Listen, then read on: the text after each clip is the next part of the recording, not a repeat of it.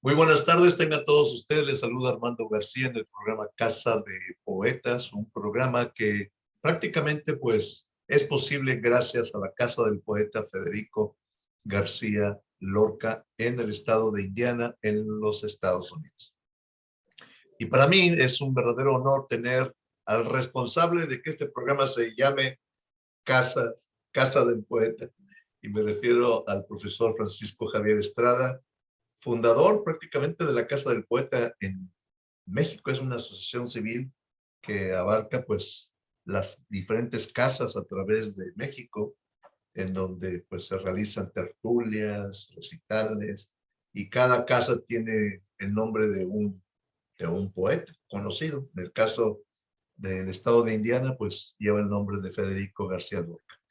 Y tengo a Francisco Estrada en las redes sociales y también en el programa. Francisco, por fin se nos hizo tenerte nuevamente en el programa. ¿Verdad? Después de año y medio, Año casi el año y medio, Armando. y ya. Todavía estamos aquí, mira. El corazón sigue palpitando. Gracias a Dios. Gracias a Sí, Dios. gracias a Dios.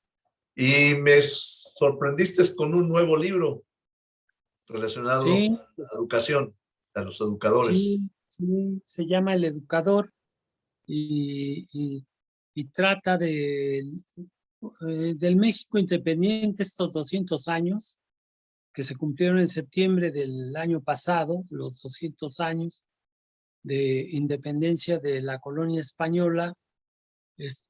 ¿Cuál ha sido el desarrollo tan difícil, tan problemático para crear un sistema basado en subsistemas de educación privados, federales, estatales, municipales? Y pues es muy interesante revisar a partir del siglo XIX qué sucedió en este país. Realmente de 1821 hacia acá, el siglo XIX fue muy difícil. Políticamente fue un caos porque había permanentes cambios de presidente de la República, entrando presidentes que se pertenecían al bando liberal, y a los pocos días, a los pocos meses, entraba un gobierno conservador, y era una situación muy difícil. Un gobierno republicano que quería que hubiera una situación de las entidades que abarcaban este enorme país. Recuérdate que Estados Unidos por ahí tiene un terrenito que es nuestra propiedad, y que fue más de la mitad del territorio que tenía la gran sede de la Nueva España, ¿sí? Que es México ahora. Y por ahí, por 1848, perdimos ese territorio que abarca muchísimas entidades o estados de los Estados Unidos. Bien, bajo esa situación de caos político, por algo llegamos a tener 10, 11 veces de presidente de la República o de los Estados Unidos mexicanos, Antonio López de Santana, que fue un dictador muy cínico, que cuando se vino la guerra contra los ejércitos de Napoleón, lo mismo iba y le ofrecía su espada a Maximiliano, que si no le hacían caso, entonces iba y ofrecía la espada a Benito Juárez. Nada más que Benito Juárez, que lo conocía, pues nunca le aceptó, porque sabía que era un traidor terrible y que con él perdimos muchísimo territorio de lo que era el enorme país surgido del 1821. En todo ese caos, revisar el desarrollo de la educación en México es bien difícil, empezando por el sistema elemental de educación, que es la escuela primaria. Para lograr llevar adelante la escuela primaria fue hasta diciembre de 1867, con la ley decreto del 2 de diciembre, firmada por Benito Juárez, y con el texto de entrada de de don Benito Juárez, el presidente de la República, a la caída del imperio de Maximiliano, fue que se firmó una ley definitiva en favor de la educación primaria. La propuesta primera para una educación en el país fue en el año de 1838 con don Valentín Gómez Farías, al que se le llama el padre del liberalismo mexicano. Él y José María Luis Mora son los Valentín Gómez Farías, gobernante y quien propone leyes a este país.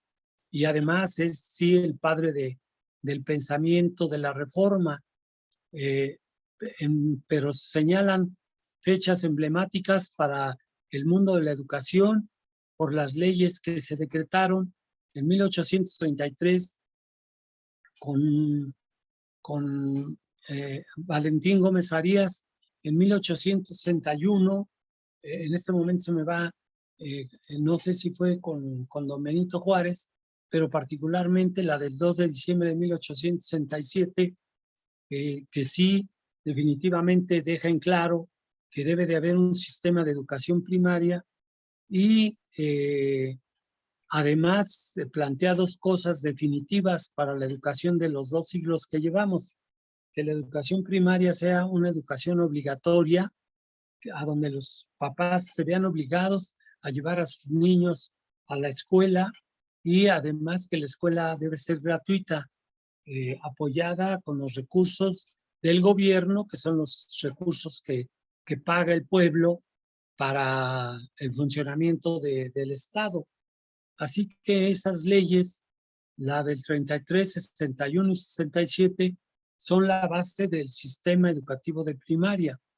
Después viene un gran movimiento en favor de la educación que sigue a lo que se llama secundaria y preparatoria, al crearse la Escuela Nacional de Preparatoria por un pedagogo muy importante para nosotros, que es Gabino Barreda. Él fue un hombre que buscó hacer a un lado el tema de la educación religiosa que se había impuesto durante la colonia a todo el pueblo mexicano, y lo había prácticamente esclavizado, porque nada podías hacer si la religión no intervenía. Por ejemplo, si te iban a sepultar, tenías que pasar por la iglesia para que te pudieran dar tu acta de fallecimiento, de defunción, y en todo intervenía la iglesia. No había matrimonio civil que valiera delante del matrimonio religioso, que era el que imperaba en aquellos tiempos. Así que la presencia del positivismo y la idea de que la razón y la ciencia es lo que debía de regir la educación fue un gran paso en contra de los dogmas educativos del clero, el clero católico en este caso, sobre todo, porque México ha sido fundamentalmente un país católico. Entonces, este estudio, Armando, me ha dado muchas lecciones, yo que soy profesor de escuela primaria, porque son esas etapas: primero la escuela primaria, donde Juárez es fundamental; después Gabino Barreda, donde se crea la escuela preparatoria o Escuela Nacional Preparatoria, escuela que ubican en uno de los edificios más bellos de los muchos que tenía México como ciudad de los palacios, en San Ildefonso, un lugar para la educación emblemático, que por cierto en 1968 recibió un bazucazo y la destruyeron prácticamente los militares o granaderos, como les llamábamos nosotros en aquel tiempo. Bueno, ahí fue la Escuela Nacional Preparatoria, y por ahí pasaron los principales intelectuales de México, en la Ciudad de México, en la capital de la Nueva España, antes de 1821. Así que te digo, la revisión de todo esto es muy interesante, muy interesante. Y surgen ¿Tratas ahí de, ¿Tratas de reescribir la historia o tratas de encontrar lo que no se ha enseñado? No, yo trato nada más de reflexionar juntando aspectos de la vida moderna con aquella lucha por crear un sistema escolar que vino a ser ya hasta el siglo XX. La propia, el fracaso educativo del porfirismo, pues está a la vista cuando más del 85% en 1910 era analfabeta en este país. O sea, había una intelectualidad, había un mundo de desarrollo artístico en la arquitectura, en la pintura, en la escritura, en la literatura, para decirlo por sus géneros, pero la verdad es que las masas del pueblo, que era fundamentalmente rural, ¿sí? Estaban en la ignorancia total. O sea, no hay cómo defender a esta dictadura que dejó muchos monumentos, edificios fundados sobre todo con un estilo francés, porque Porfirio Díaz y sus científicos querían hacer de México una copia de Francia, pero en sus altas esferas, como te digo, la verdad es que el pueblo estaba bien amolado. Por eso fue que se hizo la revolución. Pero eso nos lleva a que no había sistema educativo. Imagínate un siglo después, llégale hasta 1921, 100 años después de acabar con el imperio, y no llegábamos a un sistema educativo de primaria, de primaria. Entonces, lo que estoy simplemente como mexicano es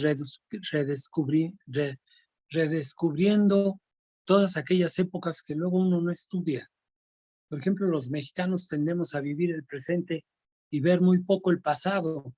Y por ejemplo, los mexicanos, en la gran mayoría, poco sabemos de lo que pasó en el siglo XIX. Hablamos de Juárez, pero no sabemos ni bien a bien quiénes son todos esos grandes hombres de la generación de la Reforma. Hay unos geniesotes que abarcan todo el continente, ¿sí? Que se dan un tú a tú con intelectuales de Estados Unidos y de Canadá, que pues es un país que empieza realmente a nacer apenas, Estados Unidos igual, dígase lo que se diga, ¿sí? Nosotros ya teníamos 3, 4, 5 siglos o más, si tomamos bien las culturas indígenas, y ya existíamos. O sea, revisar el pasado siempre es muy interesante, y eso me ha llevado a descubrir, te digo, la labor pedagógica de Gabino Barreda con la escuela preparatoria, no sé en Estados Unidos cómo se dice. ¿La preparatoria? High school. Ajá, high school. Bueno, parece un paso sencillo, pero gracias a esos hombres se creó la Escuela Nacional, y de ahí se corrió el ejemplo hacia las demás entidades. Y igual pasa con la escuela normal. Las escuelas normales, para preparar profesores de escuela primaria, pues vienen a nacer por ahí entre 1882 y 1889. Y la escuela normal más importante es la que se crea en Jalapa con un pedagogo suizo que se vino de Europa a vivir a México, pasando antes por otros lados, pero es muy famoso el pedagogo Enrique C. Rebsamen, ¿sí? Que dejó una huella muy, muy, muy fuerte, y creó copiar la normal de Jalapa era obligación en todo el país para saber cómo debería ser una escuela normalista, que preparara a profesores de escuela primaria. ¿Y cómo ves la labor de José Vasconcelos? ¿Lo tocas en este libro o no? Sí, claro. Al inicio pensé nada más en tratar a Justo Sierra, que Justo Sierra es otro pedagogo importante y un hombre muy querido por nosotros, porque él es el que crea la universidad que después será Autónoma Nacional de México, o la Universidad Nacional Autónoma de México. La Ujú, autonomía se logra hasta 1929, ujú, ¿sí? Mientras que la universidad se crea antes de terminar, si todavía no, estoy en esa etapa de Justo Sierra, pero es a fines del siglo XIX, como universidad, pero no sin la libertad de cátedra ni la autonomía con respecto a la utilización de sus recursos, sin que tenga que intervenir el Estado, que no deja crecer a las escuelas y sobre todo a los institutos superiores de educación. Entonces tengo que entrar todavía a Justo Sierra y de ahí brincar a José Vasconcelos. Y tomo nada más Justo Sierra, ya más profundo, Vasconcelos, Narciso Basols, Agustín Yáñez, Jaime Torres Bodet ujú. y Jesús Reyes Heroles.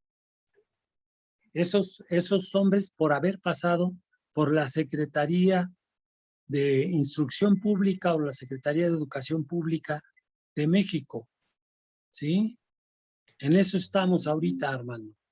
Muy bien. Y este libro, cuántas páginas tiene? Todos ¿Está a la los libros venta? tienen 72, 80 páginas. Ujú. ¿Y A dónde lo puede renglón la, cerrado, sin sangrías ni nada. nada? ¿Y ¿Eh? dónde la puede la gente adquirirlo si es que está a la venta o se distribuye por Amazon? Vamos a tratar de meterlos por Amazon Sí, y te informo cuando sea esto. Sí, muy ya lo bien. vamos a hacer, ¿eh? Porque siempre me están pidiendo libros y yo creo que ya me tardé en hacer ese acuerdo para que podamos ya difundir y hacer llegar, porque son buenos libros, ¿eh? Ujú. Como tú dices, ayudan a reflexionar y a ver que el camino de la educación no ha sido fácil y ahora peor revisando, pues cómo anda el sistema nacional educativo de la patada. Sí. Ya sé que en Estados Unidos van a decir, ¿qué quiere decir con de la patada? Bueno, quiere De, decir que está muy mal, está muy mal. y no Pero por hay situación una, ideológica, ¿eh? hay una frase que se maneja mucho, que los pueblos que no conocen su historia están condenados a repetirla. Ajá. ¿Estás haciendo un libro para que la gente realmente conozca su historia y no vuelva a repetir los Sí. errores del pasado? Pues es que por eso estamos tomando a los pedagogos, Ujú, ¿sí? País que tiene pedagogos, por eso Barreda, por eso Cerrexamen, por eso Justo Sierra, porque fueron grandes pedagogos. Cuando a un país le falta eso, y a México en este momento le están faltando pedagogos, y el pedagogo no es una, no es un título, ¿eh? Y no es algo que se compre en el mercado. Es muy difícil encontrar a educadores que dejen su huella y que al crear un sistema educativo, ese sistema educativo se mantenga mucho más allá de su muerte, ujú. ¿ves?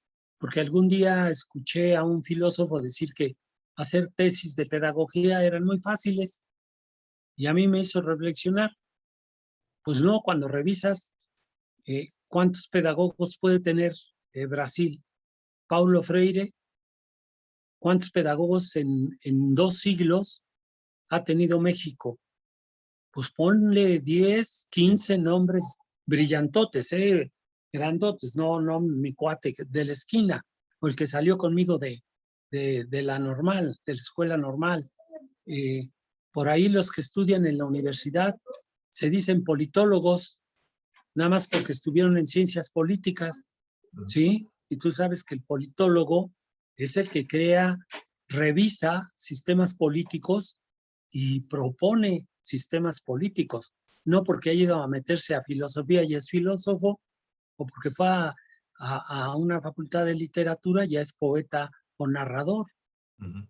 ¿Mm? Entonces, yo sí estudié pedagogía en Roma y tomé mucho valor, mucho cariño por esta carrera, cuando aquí en Toluca la carrera de pedagogo era más bien de administrador escolar.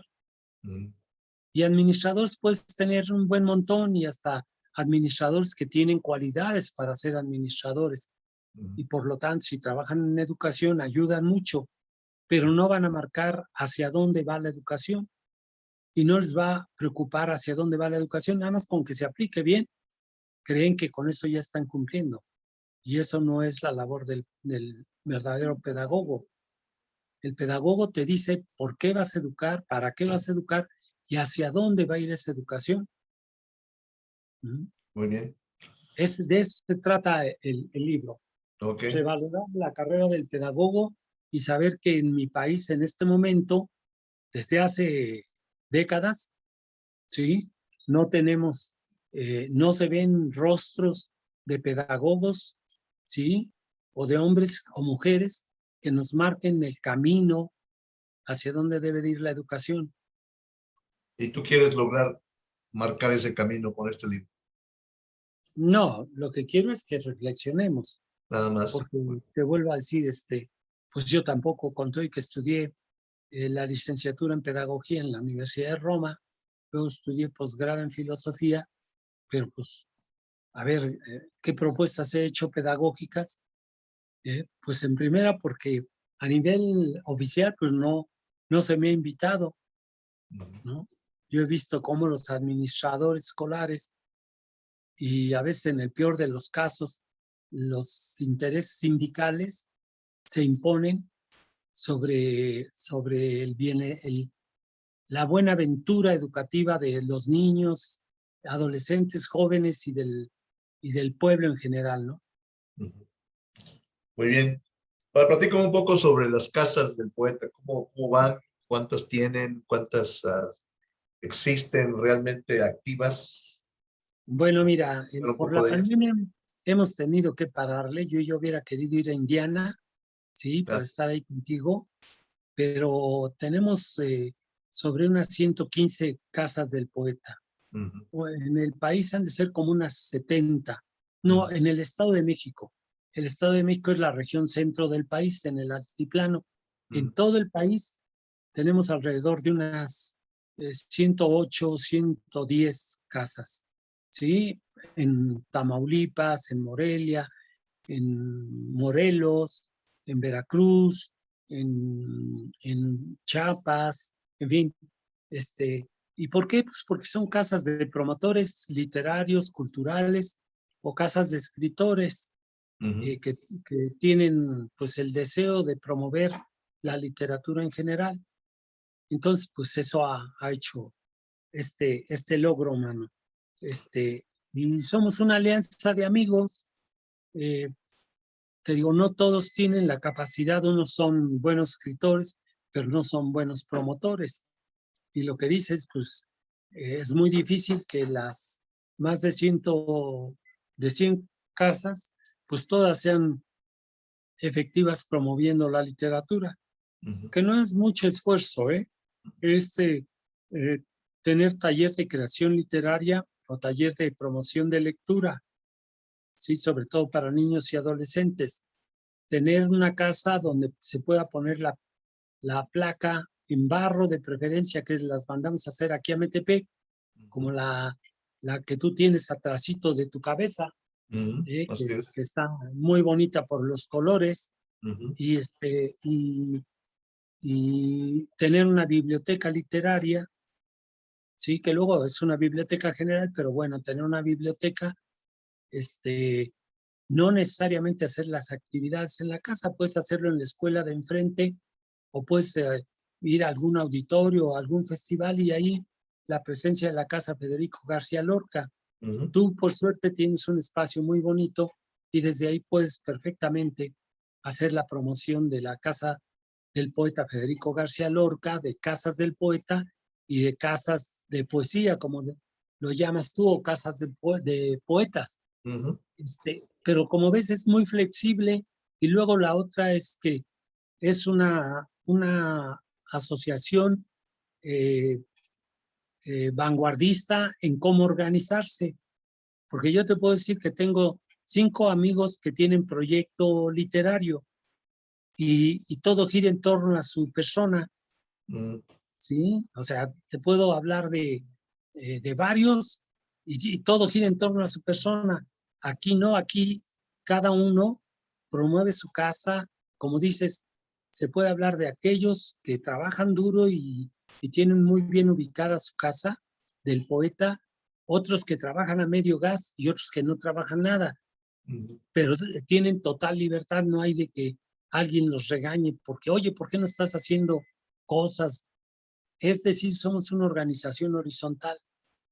Parece sencillo, pero te vuelvo a decir, la vida humana, y no sé si en los países en subdesarrollo, la autoridad vertical en pirámide es terrible, como si fuera una organización militar. Y eso ocasiona mucho problema porque todos están esperando órdenes para hacer las cosas. Y en casas del poeta, cada quien hace lo que se le antoja en su casa, ¿eh? Y siempre pedimos pues, que sean cosas buenas. Y en promoción de la literatura. Sí, bueno, tenemos lugares muy bellos donde nos reunimos y normalmente cuando nos reunimos está entre 15 y 20, 30 asistentes y la pasamos muy bien. ¿Por qué? Pues porque es nuestra vocación hablar de la literatura, no de matemáticas, no de yo no sé cuántas cosas se puede el hombre hablar. En este caso es la literatura. Y nos juntamos normalmente con artistas visuales y músicos. Con ellos es con quienes tenemos más cercanía que con químicos, físicos, matemáticos, claro, actuarios, contadores públicos. Es más bien esa trilogía, fíjate. Claro, si hay algunos pensadores que tengan experiencia por la filosofía, pues perfecto, ¿no? Muy bien, Bueno, Francisco, ¿algún mensaje que quieras darle a los poetas México-estadounidenses o a la diáspora mexicana que estén tratando de escribir sobre educación, sobre literatura, sobre poesía? pues nada más agradecerte, Armando, por tu cariño, por el apoyo que nos das y que sepas, sí, aquí dos compañeros te mandan saludos, dos compañeros. Y felicidades por esa casa del poeta, nos da mucho gusto. Muchas felicidades. Gracias, gracias, gracias. Un abrazo virtual. ¡Viva México! ¡Que viva México! ¡Viva México! Armando, nuestro cariño y gracias. Hasta luego, Estamos felicidades. bien. Un abrazo. Gracias. Chao. Chao.